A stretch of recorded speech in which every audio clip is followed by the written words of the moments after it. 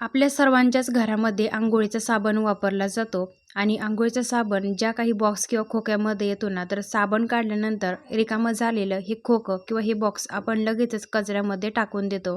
तर असं हे खोकं कचऱ्यामध्ये टाकून न देता आपण त्याचा कशाप्रकारे उपयोग करू शकतो, तर इथं बघू शकता खोक्यामध्ये जो काही अजून एक आतमध्ये कागद असतो प्लेन कलरचा, तर या कागदाला ना छान असा सुवास किंवा सुगंध असतो.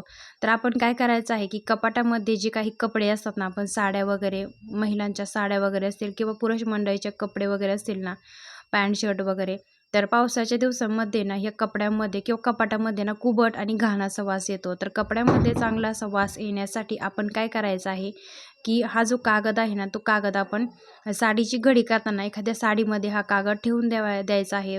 प्रत्येक वेळी आपण जेव्हा साबण आणतो तेव्हा प्रत्येक वेळी आपण हे खोका असंच टाकून देतो. तर त्यातला हा कागद अशा पद्धतीने काढून घेऊन कपड्यामध्ये नक्कीच ठेवू शकतो. बघू शकता कपड्यांना देखील छान वास येतो किंवा कपाटामध्ये सुद्धा तुम्ही अशा पद्धतीने धाग्याला बांधून कपाटामध्ये हा कागद ठेवू शकता.